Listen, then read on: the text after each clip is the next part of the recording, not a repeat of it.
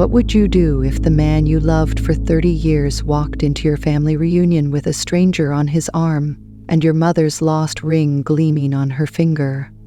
That's the night my world shattered, a night of secrets so dark they'd been buried under ashes and lies for decades.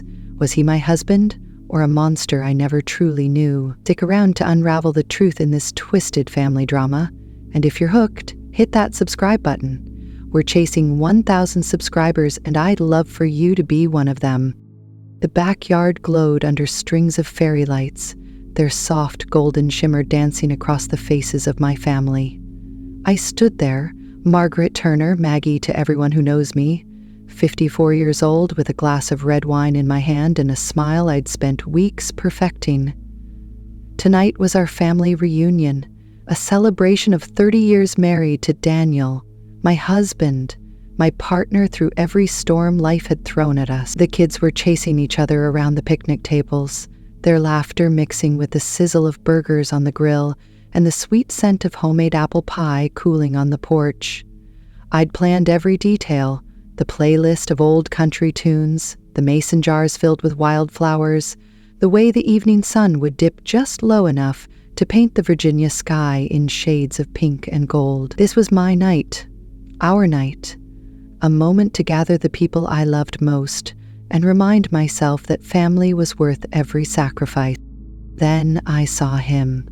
Daniel stepped through the gate, his broad shoulders squared like he owned the place, his dark hair streaked with gray that somehow made him look more distinguished than ever. But he wasn't alone. Clinging to his arm was a woman, young, too young, her blonde hair cascading over her shoulders, her lips painted a bold red that stood out even from across the yard. She couldn't have been more than 28, maybe 29, a full quarter century behind me. My chest tightened, but I forced myself to keep smiling, to nod at Aunt Clara as she rambled on about her garden. I told myself it was nothing, maybe a colleague, a friend's daughter tagging along. People were watching after all. My sister-in-law, my cousins, my grandkids. I couldn't let them see me falter. Everyone, Daniel's voice cut through the chatter, smooth and commanding as always. I'd like you to meet Jessica Harper. She's someone very special to me. The words landed like a punch, knocking the air from my lungs. Whispers rippled through the crowd, forks clinking against plates as hands froze mid-bite. Jessica giggled, tossing her hair back, and that's when I saw it. The flash of green on her finger, the emerald ring that had belonged to my mother. My heart stopped. That ring, with its delicate silver band and the stone that caught the light just so, was a family heirloom. A piece of my history Daniel swore was lost in the fire that gutted our old house 5 years ago. He'd held me as I cried over it, promised we'd rebuild everything we'd lost. And now, there it was, gleaming on her hand like some twisted trophy. I set my wine glass down on the table, the stem trembling slightly as my fingers let go. Every eye was on me now, waiting for me to crack, to scream, to do something. But I didn't. I straightened my spine, smoothed the front of my sundress, and let a slow, deliberate smile spread across my face. "Welcome to the party, Jessica," I said, my voice steady as steel, cutting through the humid summer air. "And you too, Daniel. Why don't you both come inside? The cake's still on the table, and I'd hate for you to miss out." Daniel smirked, that familiar tilt of his lips I'd once found charming, now dripping with arrogance. He tugged Jessica closer, leading her past the stunned faces of our family like he was parading a prize. I watched them go, their shadows stretching long and dark across the grass. And something inside me shifted. It wasn't just anger, though God knows I felt that. It was clarity, cold and clear as a winter morning. 30 years of trust, of late nights waiting up for him, of excuses I'd swallowed whole. They unraveled in that moment, leaving me bare but somehow stronger. I turned to my younger brother Tomas, who'd been hovering near the grill, his jaw tight as he watched the scene unfold. He'd never liked Daniel, always said there was something off about him, but I'd brushed it off as sibling protectiveness. Now his brown eyes met mine, silently asking what I needed. I stepped closer, lowering my voice so only he could hear. "He thinks he's got this all figured out, Tommy," I whispered, my breath catching on the edge of a laugh. "Thinks he can waltz in here, humiliate me in front of everyone, and walk away clean. But he doesn't know what I've been doing these past few months. He doesn't know I'm ready for him." Thomas's hand rested on my shoulder, warm and steady, the way it had when we were kids and I'd fallen off my bike, scraped and crying. "What do you mean, Maggie?" he asked, his voice low, urgent.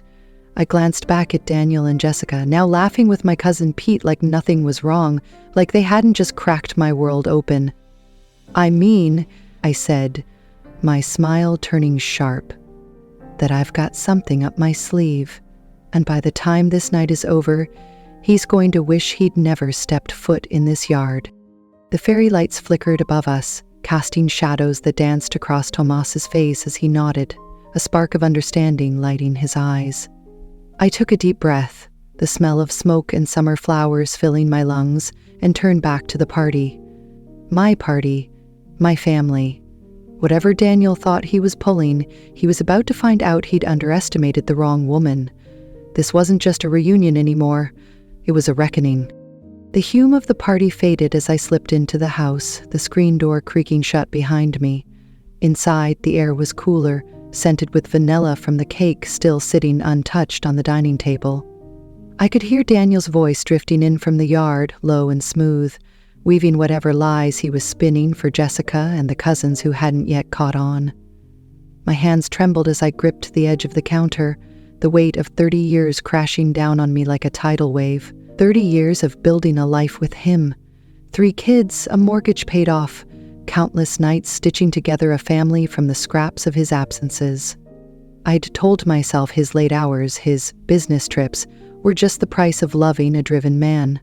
But now, with Jessica out there wearing my mother's ring, every excuse I'd ever made for him turned to ash in my mouth. I closed my eyes, and the memories came unbidden. Our first date at that little diner off Route 17, where he'd spilled coffee on his shirt and laughed it off.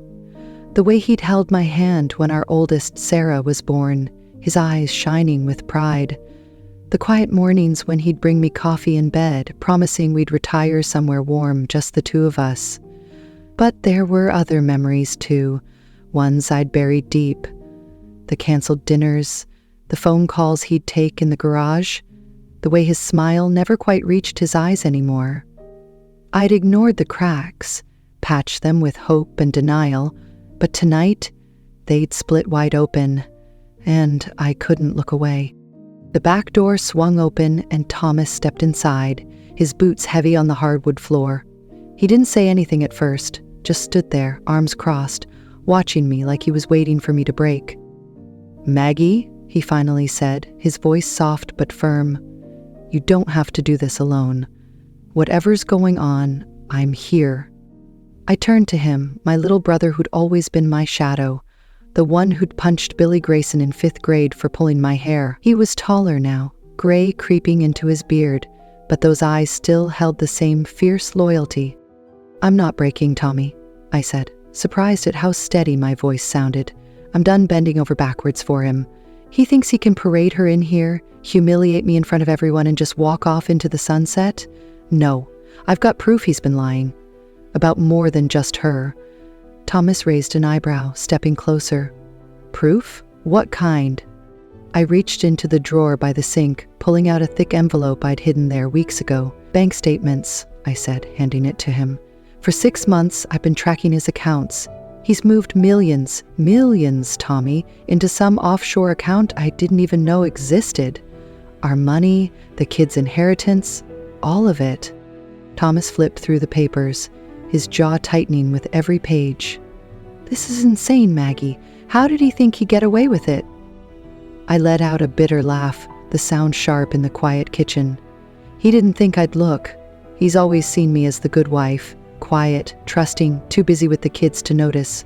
But I noticed, and I hired a guy to dig deeper." Thomas looked up, eyes wide. "A private investigator?" I nodded. "Best money I ever spent. He's got more, but this was enough to start." Before he could respond, the chatter outside grew louder and I glanced through the window. Daniel was standing by the fire pit, Jessica draped over his arm, his hand resting on her waist like he didn't have a care in the world. My stomach churned, but I swallowed it down, turning back to Thomas. "I'm going out there," I said. "I'm calling him out, right now." He grabbed my arm, gentle but firm. "Maggie, wait. Let's be smart about this. If he's hiding money, he might be hiding more." I hesitated, his words sinking in. Then I stepped into the living room where the kids had left their jackets strewn across the couch and motioned for him to follow. "Okay," I said, keeping my voice low. "But I'm not letting him off the hook tonight. He doesn't get to ruin this and walk away clean." Thomas nodded, pulling a small USB drive from his pocket. "Then you'll want this. I grabbed it from the PI's office yesterday. Said it's stuff he didn't want to send over email. Thought you'd need it soon." I took the drive, my fingers closing around it like a lifeline. "What's on it?" I asked, my pulse quickening. Thomas's face darkened, his voice dropping to a whisper. "I didn't look too close, but there's a name that keeps popping up. Robert Klein. Mean anything to you?" I shook my head, confusion swirling with the anger already burning in my chest. "No. Should it?" He shrugged, but there was a flicker of unease in his eyes. "Maybe not. But the PI thinks Daniel Turner might not be who he says he is." The words hit me like a slap, sharp and disorienting. I stared at the USB drive in my hand, its cold metal pressing into my palm, and felt the ground shift beneath me. 30 years with a man I thought I knew, a man I'd built my life around, and now... What, a stranger? A lie? I looked back out at the yard, where Daniel was laughing, his head thrown back, Jessica beaming beside him. My family, my real family, was out there too, watching, waiting, some of them probably whispering about me already. I couldn't let them see me crumble. Not now. "Tommy," I said, my voice low and fierce, "we're ending this tonight. Whatever's on this drive, whatever he's done, I'm done playing the fool." He nodded, a grim determination settling over him. "Then let's go get him, sis. Together." I slipped the USB into my pocket, squared my shoulders, and pushed the door open, stepping back into the night. The fairy lights still glowed, but they couldn't hide the storm coming. Daniel had no idea what was about to hit him. The night air felt heavier as I stepped back into the yard, the USB drive burning a hole in my pocket. The fairy lights still twinkled, but their glow couldn't pierce the haze settling over me. Daniel's laughter rang out from the fire pit, sharp and careless, while Jessica leaned into him, her blonde hair catching the flame's reflection.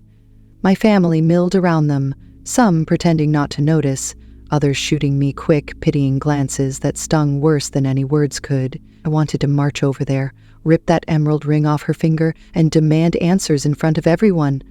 But Thomas's hand on my arm held me back, his quiet strength tethering me to something bigger than my anger. "We need to be smart, Maggie," he whispered, steering me toward the shadows near the garage. "If he's not who he says he is, we've got to figure out who we're really dealing with."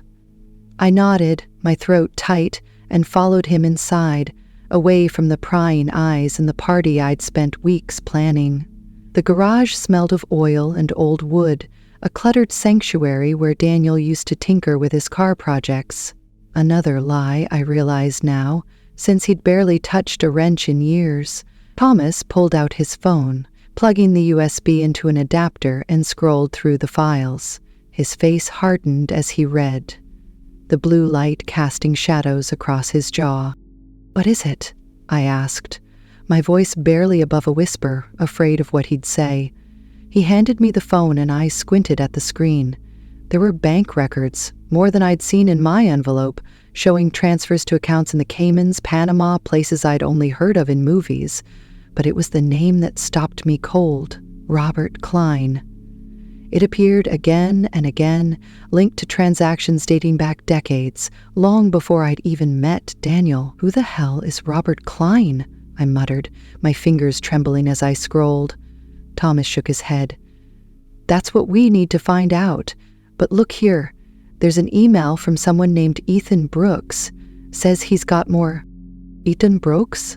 The name tugged at a memory. Daniel's old co-worker from the finance firm. A quiet guy with sharp eyes who'd come to our Christmas party years ago. He left the company ages ago. Why would he have this? Thomas tapped the screen. He's the one who sent this to the PI. Says he's been watching Daniel or Robert for years. Wants to meet. Tonight. Where? Thomas scrolled to the bottom. Some diner off Route 17, midnight. He's waiting. I glanced at my watch. 11:15. The diner was 20 minutes away, a rundown joint we'd passed 1,000 times.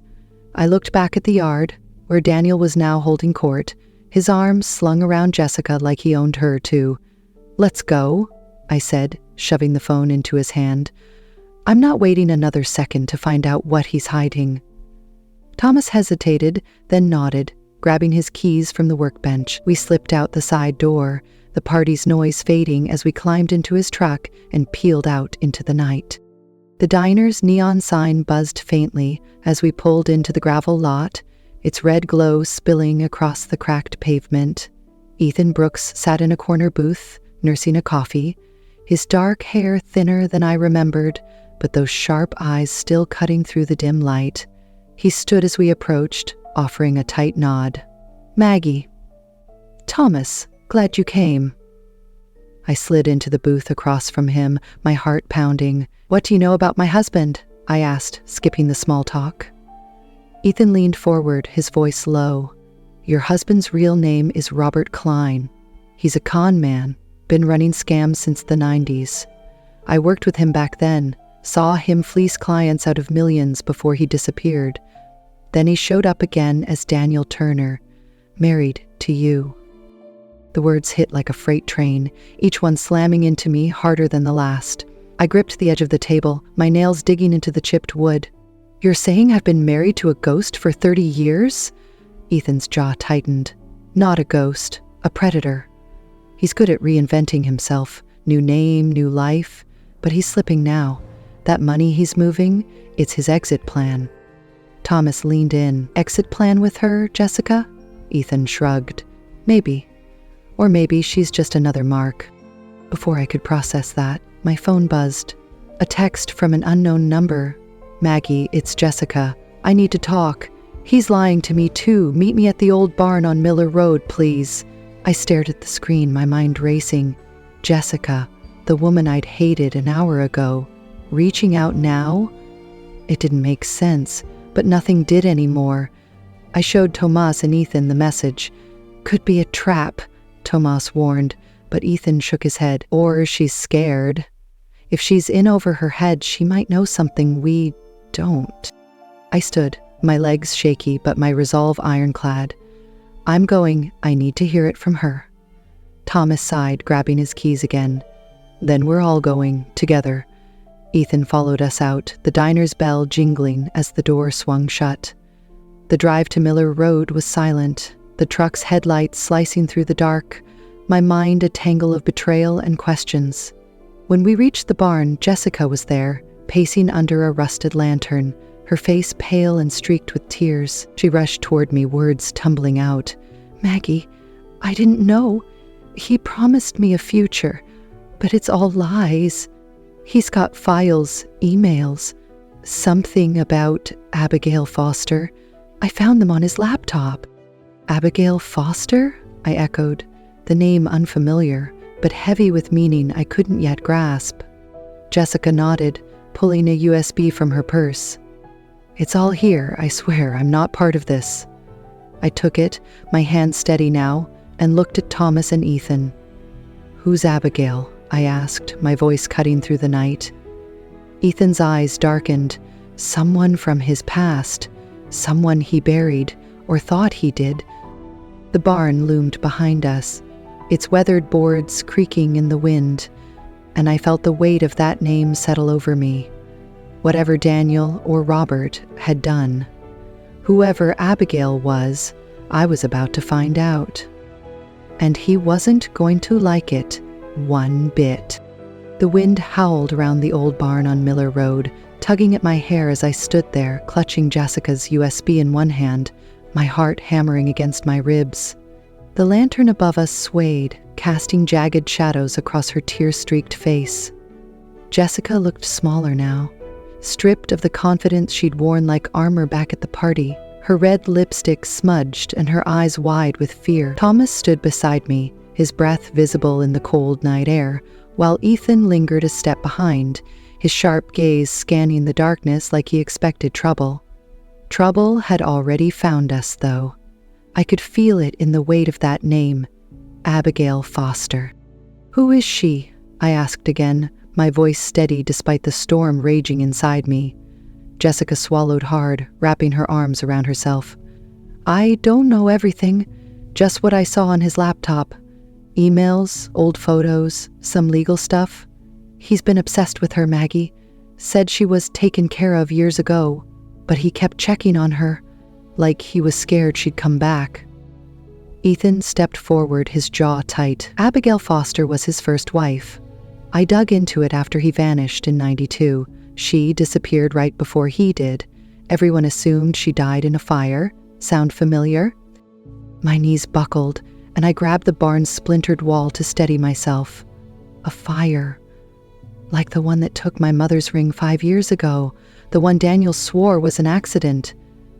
The pieces were falling into place, sharp and jagged, cutting deeper with every breath.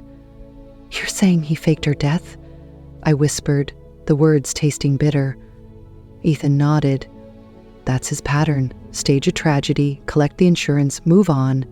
He did it with Abigail, then started over with you." Before I could respond, headlights sliced through the night, blinding us as a car screeched to a stop. The door flew open, and there he was, Daniel or Robert or whoever the hell he really was, his face twisted with fury. He stormed toward us, a pistol gleaming in his hand, the metal catching the lantern's faint glow. "You couldn't leave it alone, could you, Maggie?" he snarled, his voice dripping with venom. 30 years, and you still don't know when to quit?" Jessica gasped, shrinking back, but I stepped forward, my fear drowned by a rage I didn't know I had. "Put that down, Daniel," I said, my voice cutting through the wind. "Or Robert, I guess. Who are you tonight?" His eyes narrowed, but he didn't lower the gun. "You think you've got it all figured out? You've got nothing that'll stick. I'm leaving, and none of you are stopping me." Thomas moved to my side, his fists clenched, but I held up a hand to stop him. "Oh, I've got plenty," I said, pulling the envelope from my purse. The bank statements I'd shown Thomas earlier, millions you stole from us, from our kids. "I've already sent copies to the cops. You're done." Daniel laughed, a harsh, grating sound that echoed off the barn. "You bluffin'. You too soft, Maggie. Always have been. That's why I picked you." His words stung, but I didn't flinch.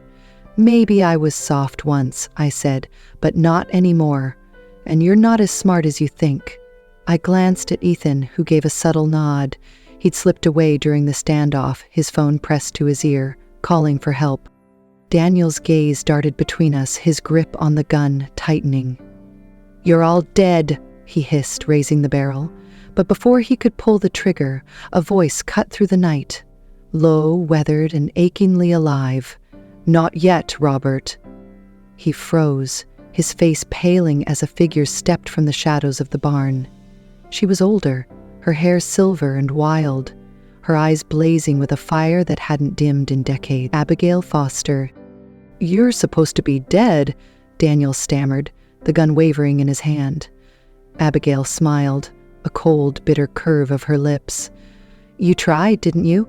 Burned our house, took everything I had, left me for the vultures. But I survived, and I've been waiting." She turned to me, her gaze softening. "Maggie, I tracked him here after I saw your name in an old insurance file. I'm sorry it took me so long." I stared at her, this woman who'd walked through the same hell I had, her strength mirroring mine in ways I couldn't yet fathom. "Why didn't you come sooner?" I asked, my voice breaking. "I had to be sure," she said. "He's slippery, always has been, but tonight he's cornered." Sirens wailed in the distance, growing louder, and Daniel's bravado crumbled. He lunged at Abigail, but Thomas tackled him, pinning him to the ground as the gun skittered across the dirt. Ethan rushed over, kicking it out of reach, while Jessica sobbed quietly behind me. The police swarmed in moments later, their lights painting the barn in red and blue. They hauled Daniel up, his wrists cuffed, his eyes wild with desperation. "This isn't over," he shouted as they dragged him to the car. But it was. I could feel it. The weight lifting, the truth breaking free. Abigail stepped closer, her hand brushing mine, warm and real. "You're stronger than I was," she said softly. "You fought back." I looked at her, then at Thomas and Ethan, steady as rocks beside me, and Jessica trembling but still here. "We're not done yet," I said, my voice firm. "There's more he's hiding. I can feel it." Abigail's eyes darkened, a shadow passing over her face. "There is," she whispered, her grip tightening on my hand. "One last secret he'll take to his grave, unless we get it out of him first." The squad car's door slammed shut, Daniel's shouts muffled as they drove him away. I stood there, surrounded by the wreckage of my old life, the wind carrying the faint scent of smoke and earth. Whatever came next, I wasn't facing it alone. And I wasn't letting him win. The red and blue lights faded into the distance, swallowed by the dark Virginia night as the squad car carried Daniel, or Robert, away. I stood there by the barn, the wind tugging at my dress, the air thick with the scent of rust and damp earth. Abigail's hand lingered in mine, her fingers rough but warm. A lifeline I hadn't known I needed. Thomas brushed dirt off his jeans, his chest still heaving from tackling Daniel, while Ethan pocketed his phone, his quiet nod confirming the police had everything they needed. Jessica sat on an old crate, her face buried in her hands, her sobs softening into shaky breaths. The fight was over, but the silence that followed felt heavier than the chaos. "What did you mean?" I asked Abigail, turning to face her, my voice raw from the night's strain. "What's this last secret?" Her silver hair caught the lantern's glow, and for a moment she looked ancient, carved from time itself. "It's not something he'll give up easy," she said, her eyes drifting to the spot where the car had disappeared. "But I've seen it in his files, something he's guarded even from me, a truth he buried deeper than my supposed grave." I tightened my grip on the USB Jessica had given me, its edges digging into my palm. "Then we'll find it," I said, my resolve hardening.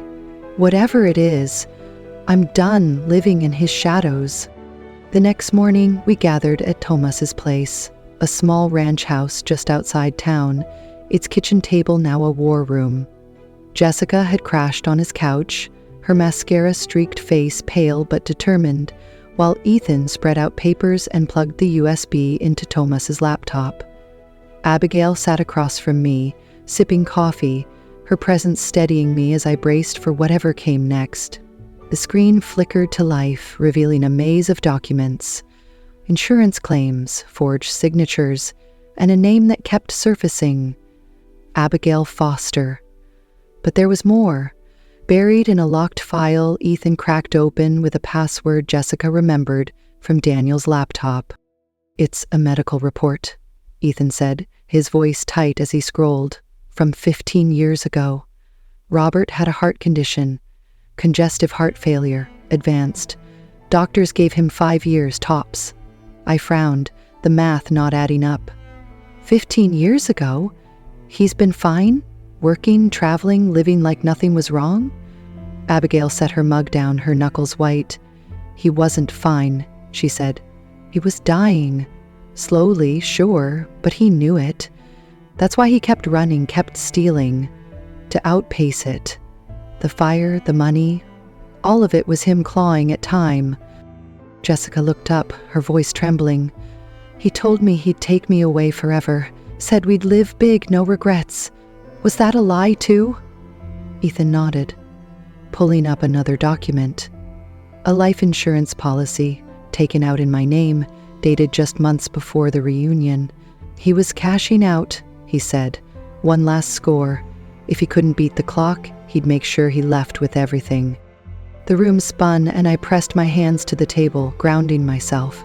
30 years, and I'd been a pawn in his endgame, a safety net he'd planned to burn through. But there was one last piece, a handwritten note scanned into the file, its ink faded but legible. "Abigail," I read aloud, my voice shaking. "If you're reading this, I'm gone. The girl's yours. Keep her safe." I looked at Abigail, confusion flooding me. "The girl? What girl?" Her face crumpled, tears welling in her eyes as she reached for my hand. "Our daughter," she whispered. "I was pregnant when he torched our house. I hid her, gave her up to protect her from him. He never knew she lived, thought she died with me, but he must have suspected, kept tabs just in case." My breath caught, the weight of her words sinking in. A child, his child, out there alive, untouched by his poison. "Where is she?" I asked, my voice barely audible. Abigail smiled through her tears. "Safe, with a family in Richmond. I've watched her from afar. Her name's Emily now. She's 29, a teacher. Doesn't know any of this." I stared at her, then at the note, the final crack in Robert's facade. He'd lost everything, his lies, his money, his freedom, and now even his last secret belonged to us. 2 months later, the news came quietly. Robert Klein died in his cell, his heart giving out just as the doctors had predicted years ago. The papers called him a con man, a relic of a life built on sand, but to me, he was a ghost finally laid to rest. I sold the house, every brick of it tainted by his deceit, and drove to Richmond with Abigail. We stood outside a small school, watching Emily through the window, tall, with Abigail's eyes and a laugh that carried across the playground. I handed Abigail the emerald ring, its green stone glinting in the sunlight. "It's hers now," I said. "A piece of you, not him." She took it, her fingers trembling, and slipped it into her pocket. "Thank you, Maggie," she said, her voice thick, "for giving me this." We didn't approach Emily. Not yet. That would come later, when the time was right. For now, it was enough to know she was there, a thread of light woven from the dark. Back home, I threw another reunion, smaller this time, just Thomas, the kids, a few cousins who'd stuck by me. The fairy lights were gone, replaced by candles flickering on the porch, their glow soft and honest. I raised a glass of wine, my family's faces warm around me, and smiled. Not the practiced one I'd worn before, but something real, something mine. "I thought that night was the end of us," I said, my voice steady, "the end of everything I'd built. But it wasn't. It was the start of something true, a family that doesn't break." The stars stretched wide above us, the night wrapping us in quiet peace. Robert was gone, his secrets spilled, his shadow lifted. I was free. Not the ending I'd expected, but a beginning I'd fought for, one step at a time.